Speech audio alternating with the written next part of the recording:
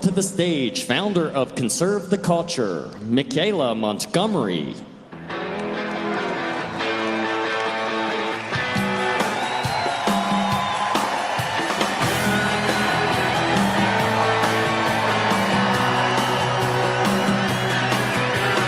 Sun coming up over New York City.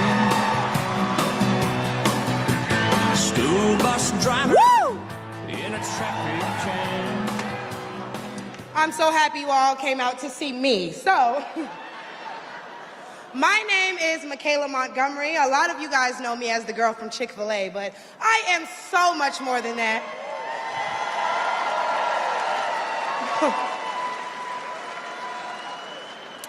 Not only do I serve as the CEO of Conserve the Culture, I am also the state director for Blexit down here in Georgia. I'm a Fulton County coordinator for America First Works, and I'm also launching a podcast on the Patriots Prayer Network, so put some respect on my name.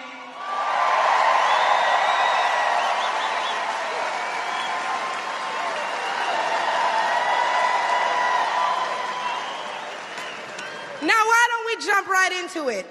See, as a young single mother, I can tell y'all that rent is too damn high.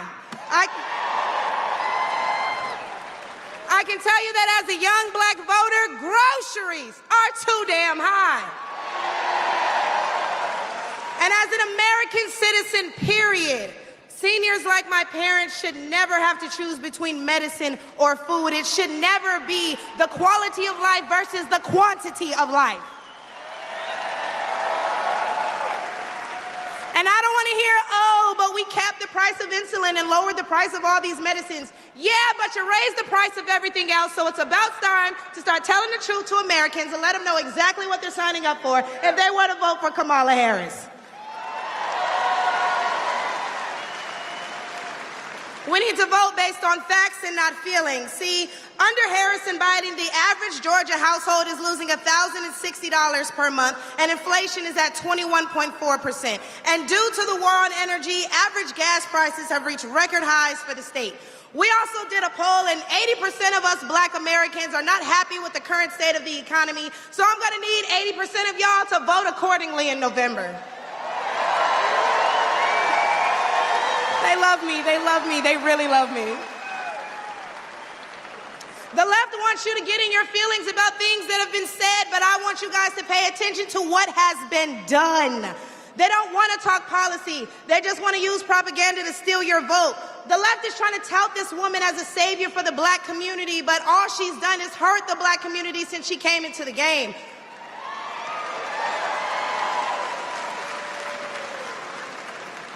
See, the first step in destroying the black community is to dismantle the black family. So aside from her record as a prosecutor, why don't we ask Mrs. Willie Brown if Kamala Harris cares about black families?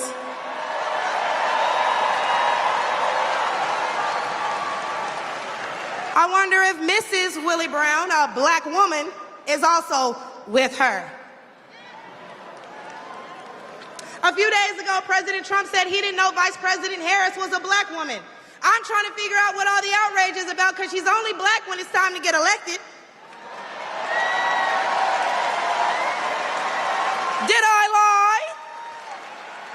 The same black people who are mad at Trump for being confused about her race, ethnicity, nationality, whatever, are seemingly forgetting that while you're touting her as a savior for black people, she identifies as an Asian woman.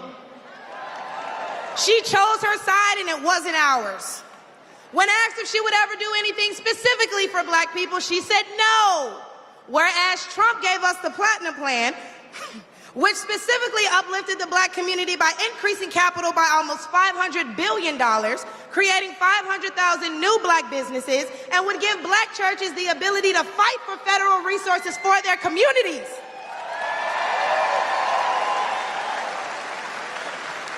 And why are we acting like strong borders aren't a thing literally everywhere else in the world? Since when has being patriotic been a crime? See, a few weeks ago at the debate, Trump mentioned black jobs, and a lot of people got in an uproar as if they didn't know what he meant. Well, we go to the polls and cast our black vote. We go to the stores and spend our black dollar. We live in our black community, but for whatever reason, we draw the line at a black job. would wait, because if you're wondering what a black job is, please, I encourage you all to drive through Atlanta at all these beautiful black-owned businesses and check and see who works there. Probably a black person working for a black entrepreneur, recycling the black dollar, creating black generational wealth.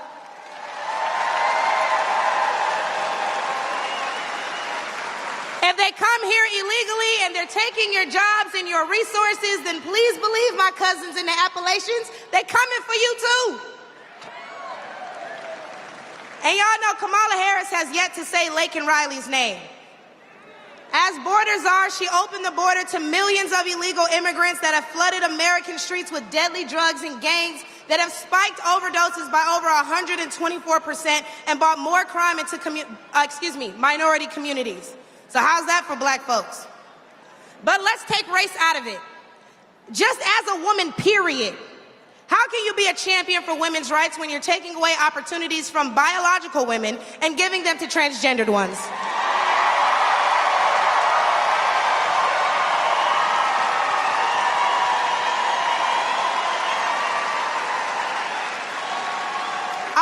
Because I wasn't done. See, how can you promote equity for women and you're allowing men to play in women's sports?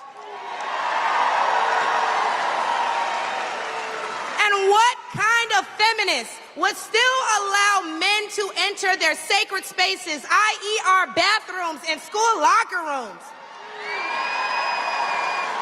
Do I even need to mention the opening ceremony at the Olympics?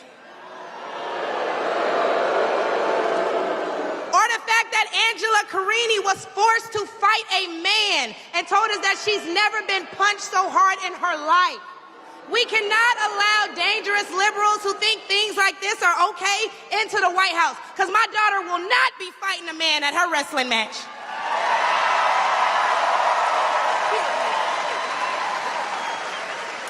And what I think both men and women can agree on is that national security is important. So who would y'all rather see lead us into war if it were so to happen? My silk-pressed sister Kamala or the big dog Donald Trump?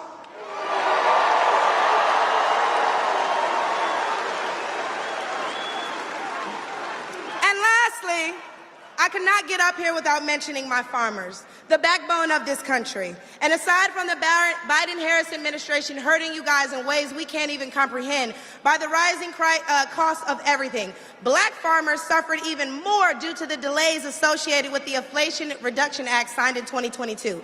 Now, don't let the Biden-Harris administration fool you, because they waited until the 9th hour to sign off on disbursements as a last-minute attempt to garner support. But why would they hurt the agricultural industry? Probably because they're looking forward to making more money in the pharmaceutical one.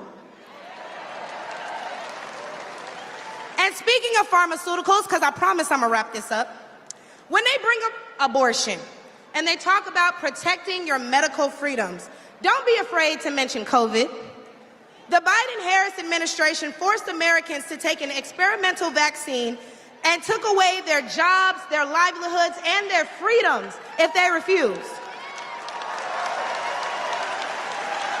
Trump gave us a choice and Biden gave us a mandate.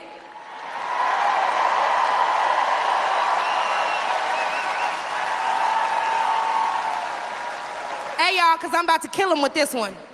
So the next time the left wants to tell you that, hey, abortion is a right and you need to protect your medical freedoms, remember that they took those freedoms away from men and women the second they got in office, and there's nothing stopping them from doing it again.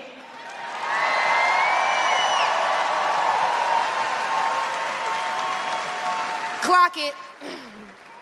So lastly, again, I'm going to encourage you all to vote based on the facts and not feelings. Oh, he made me feel so bad when he said that. Okay, but they hurt your families when they sent all your tax dollars overseas. Oh, it hurts my feelings when he acts like that. Okay, but it hurts all of us when you see an administration failing their country that they were elected to represent. In which case, I'm going to leave y'all with, hey, mama, daddy, I made it.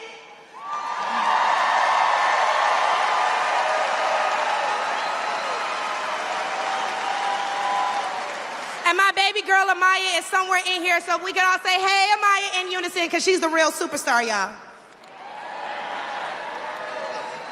But I'm going to go ahead and let y'all get riled up and ready for Big T himself. Thank you guys for having me. I look forward to seeing you all.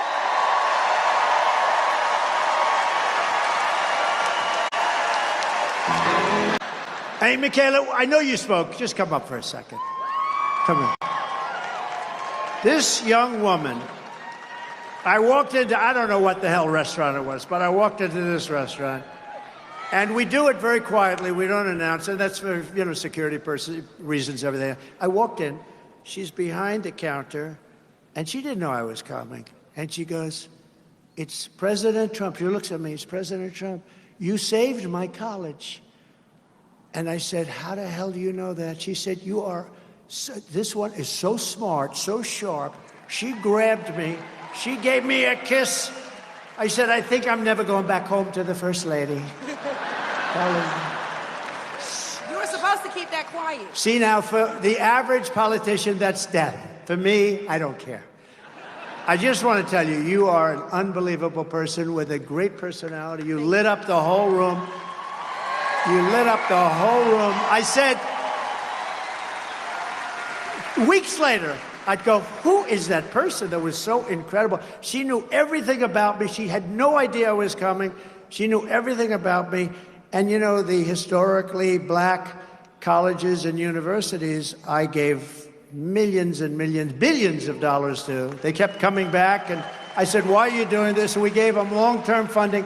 And she knew that because she said her college, she loved her college. She said it was so great, right? You loved it. The illustrious CAU. Yeah, that's right.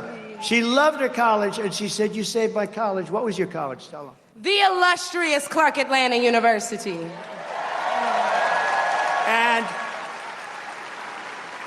And it was so impressive, and I felt so good because she really did. She really said, I said, "Did you like the college?" She said, "No, I loved that school. I loved that college."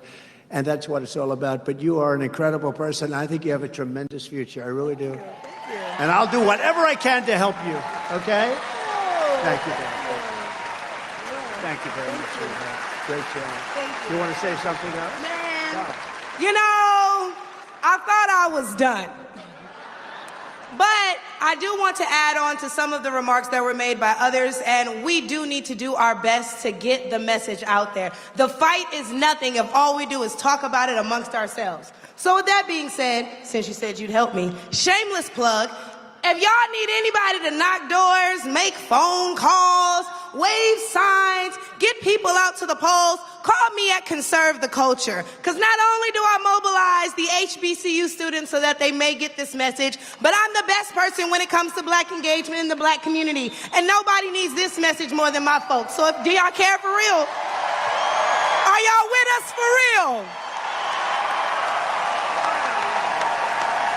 ConserveTheCulture.com for any and all inquiries. Y'all can follow me at Michelah, baby. I'm going to give it back to Big T.